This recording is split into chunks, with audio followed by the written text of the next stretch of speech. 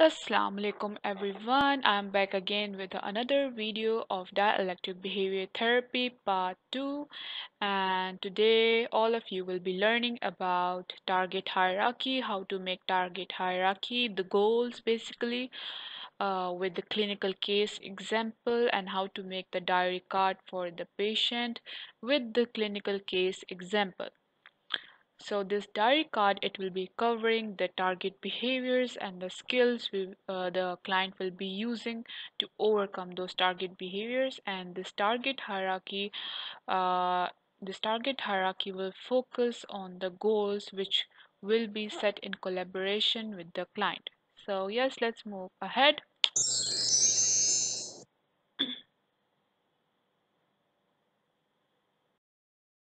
So, in the target hierarchy, there are basically three main categories in which the targets are placed and categorized. The first one is life-threatening behaviors, for example, the suicidal attempts, the suicidal threats, planning, and high urges to engage in these behaviors, and increase in the suicidal ideations, the homicidal behaviors, murder or attempt to murder or physically attack other with the intent to do the serious harm. So this comes under the first category, that is called life-threatening behaviors. The second category, it's called therapy interfering behaviors. This TIB stands for therapy interfering behaviors. For example, missing sessions, leaving sessions early, not completing homework or implementing solutions, phoning beyond therapist limits, and for therapist it will be failing to select a target for a session, not doing a chain or solution analysis, invalidating the valid. Not doing the chain or solution, this not doing the chain, it means not doing the behavioral chain analysis. And invalidating the valid means the therapist, they don't validate the client's emotions and the feelings, which is very essential in DBT. The third one, it's quality of life interfering behaviors. This category includes the psychiatric disorders or other seriously destabilizing behaviors or behaviors that requires interventions. For example, arguing with spouse so loudly that the neighbor call police, or behaviors that significantly reduce the global functioning score. For example, staying in bed all day long. The fourth one are the behavioral skills that we will be teaching to our client to manage the distress, for the emotional regulations, for interpersonal effectiveness, and mindfulness skills. So this distress tolerance skills, it includes the skills, for example, the skills to manage anger. There's one skill called TIP, tip skills, and this TIP, it stands for three different things. T stands for like tip the temperature of your face with the cold water, so that when you do that, or place your face in the cold water for 30 seconds, so when a client do that, they get the same effect as they get when they dive into the swimming pool, and it really changes the physiology of their body, and it helps them to calm down. The I stands for intense exercise. After they have calmed down, they can do some intense exercise, because when a person is angry, there is some energy inside the person's body, and they need to release that energy. So, to release that energy in a helpful way, rather than breaking things or breaking the stuff around your home, it's good if they do some intense exercise to release that energy. The P stands for paced breathing. As you all know that what are the benefits of doing the paced breathing? It really activates the parasympathetic nervous system that produces some hormones, and it makes your heart rate normal, it makes you relax, and it lowers your temperature, and all these adrenal glands, they produce the hormones. It decreases your sweating, shaking, trembling, and it really helps you to relax. So there are too many skills that are taught to client among these four categories: the stress tolerance, emotional regulation, interpersonal effectiveness, and mindfulness. Mindfulness is a skill in which a therapist teaches the clients to live in the present moment and to enjoy the present moment in life. So, we will talk about these skills in detail later on. So, let's focus on the target hierarchy and the diary card in this chapter.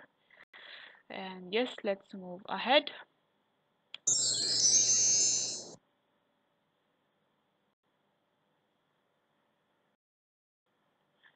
Okay, so target selection according to hierarchy and the diary card. The target hierarchy focuses the agenda of each individual therapy session as well as describing the overall trajectory of treatment. Based on the client target hierarchy and behaviors reported by client on the diary card for the past week, the therapist selects a single episode of highest target as the priority for the session agenda. So viewers, what is diary card? Diary card it's actually used as a report to report the target behaviors and the skills utilized during the week. At the start of the session, the therapist reviews the diary cards and identifies the highest targets that occurred during preceding week and selects the specific incident or episode of the target behavior. Thus, the therapist would prioritize any incident of suicidal or non-suicidal self-injury ahead of therapy. So you will get the understanding of this target hierarchy and diary card more when I'll be explaining you the clinical case example. So yes, let's move ahead.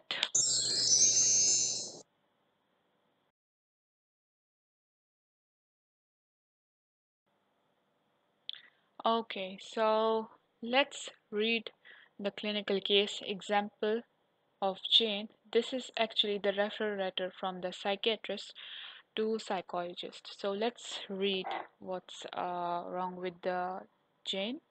Okay, dear Dr. Hales, I would like to refer Jane to your DBT program. Jane presents a number of management problems to our community team that we think your problem could help to treat. She is diagnosed with the borderline personality disorder. This borderline personality disorder, as you know, it is considered as as in cluster B, and it's a disorder in which a person has intense emotions and they find it hard to regulate their emotions. They have the fear of abandonment, and they have some behaviors that they do to gain the attention of other people to and they also have some self-harm and suicidal behaviors.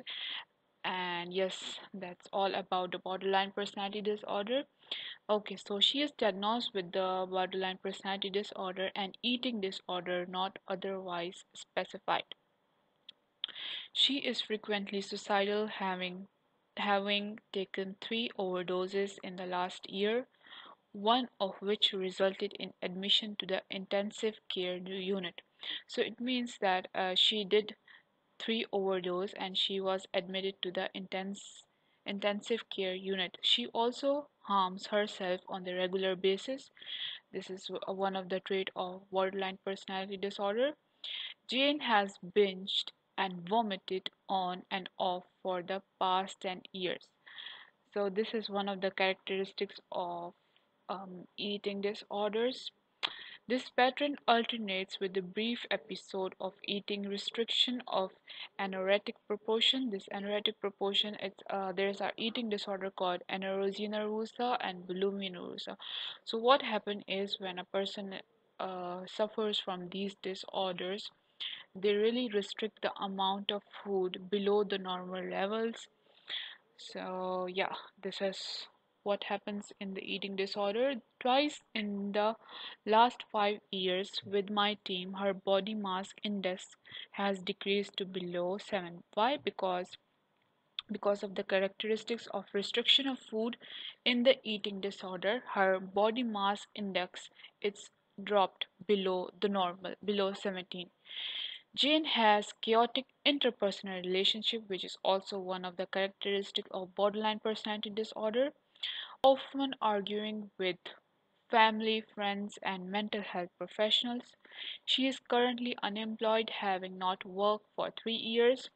It is my impression that it was her erratic attendance record and argumentative style that led to the termination of her most recent employment. She has attended several types of psychological therapy over the years, none of which have helped her significantly.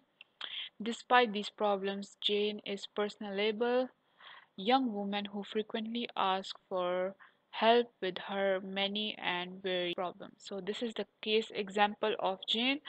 Now, after reading this and after doing an assessment with the patient, we will learn how to take out the targets from these case example, and after doing the assessment, and how to put them in the target hierarchy. So yes, let's move ahead and see that.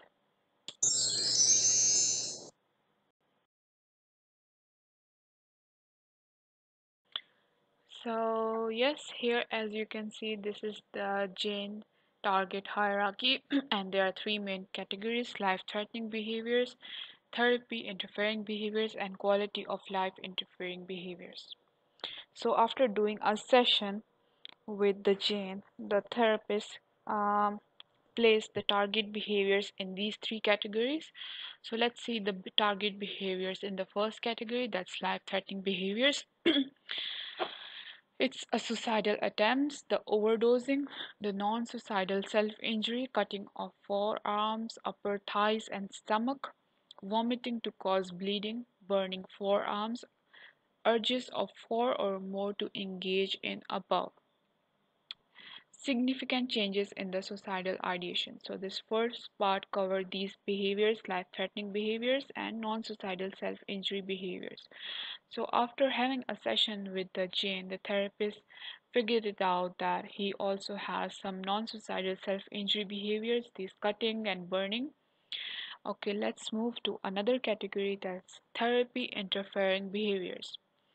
So missing therapy appointments, refusing to practice suggested skills, problem solutions, threatening to tell therapist, manager, and colleague that therapist is incompetent, not concentrating in the therapy session. So these are some therapy interfering behaviors that are placed in the second category under this heading, therapy interfering behaviors. The third is quality of life interfering behaviors, that is eating disorders not otherwise specified, vomiting, binging, restriction food fewer than 1200 calories a day for more than a day.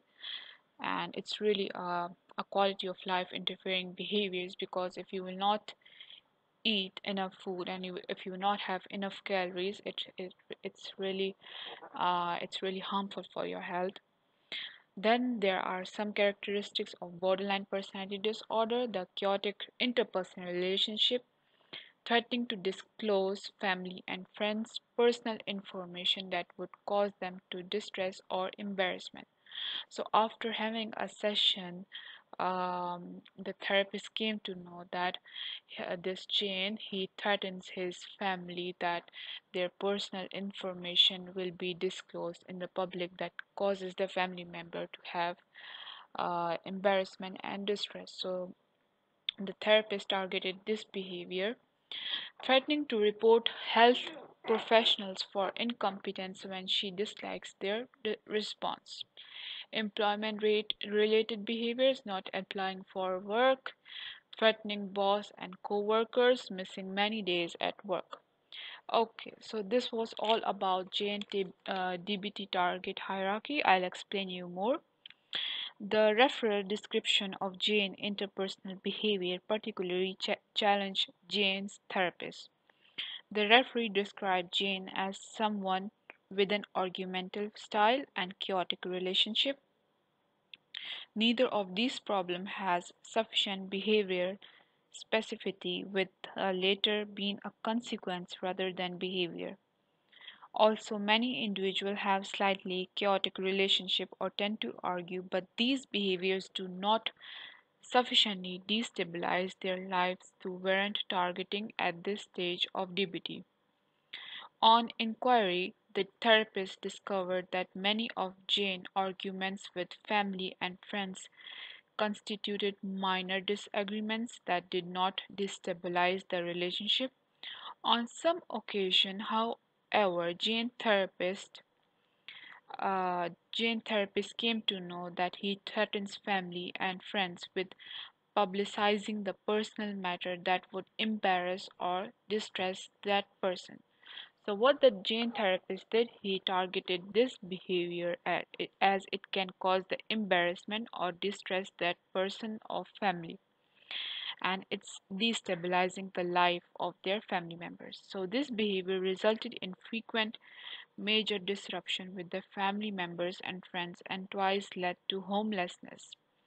Therefore, Jane therapist targeted the threatening behavior. Okay, so let's see another example. Similarly, with the mental health profession, Jane would threaten to inform their manager or colleagues that they were incompetent if she disliked their behaviors. So what the Jane does, he if uh, they tell them something, the therapist tell them something, and she dislikes it. What the Jane does, she threatens the manager that their therapist they are incompetent. Jane therapists then anticipated that this may occur in their therapy relationship as well. They agreed to place the threatening to complain about the therapist on the target hierarchy under the therapy interfering behaviors. So Jane therapist targeted this behavior as well. The Jane therapist predicted that this thing can happen in the therapy as well. Among the quality of life-threatening behaviors, Jane therapist he prioritized any episode of threatening that could leave Jane homelessness and episodes of vomiting which were causing long-term physical damage, as you can see here in the target hierarchy. Jane therapists then prioritized binging over restriction food partly because of the strong evidence base for treating binging with DBT. So DBT has a strong evidence-based treatment for treating binging disorders with DBT. The client's motivation to address a target is certainly a critical factor as well. Similarly, the therapist and client may decide to prioritize easier problem to increase the likelihood of reinforcing therapeutic work. So yes, this was the explanation of Jane target hierarchy and how it is made and how to put it in these three categories. So let's move ahead.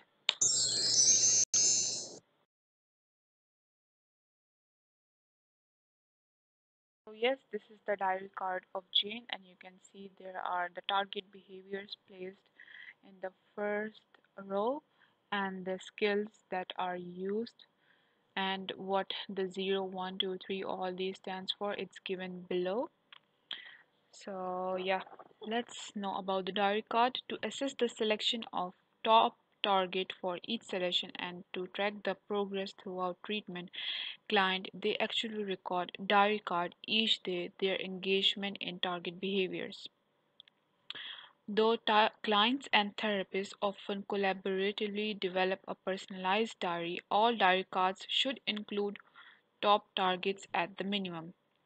Therapy interfering behavior that the therapist can directly observe may not be recorded on diary card unless recording them is a part of solution analysis. So what happens is initially the diary cards may also track behaviors lower in target hierarchy if those behaviors are controlling variables for a higher target or therapist has concern that addressing a higher target will increase a lower target. So as the therapy progresses to treat the lower targets directly, those targets are added to the card. Personalized diary cards also tracks variables such as emotions that contribute to target behaviors. What happens is standard diary cards they also track the emotion, but they also track the skills as well. The card has column, the Jane top target of suicidal behaviors. As you can see, the card generally does not record the therapy interfering behavior because these behaviors occurred in the therapist's presence, though Jane did use the verbal threat column to record any verbal threats to the therapist as well as to anyone else.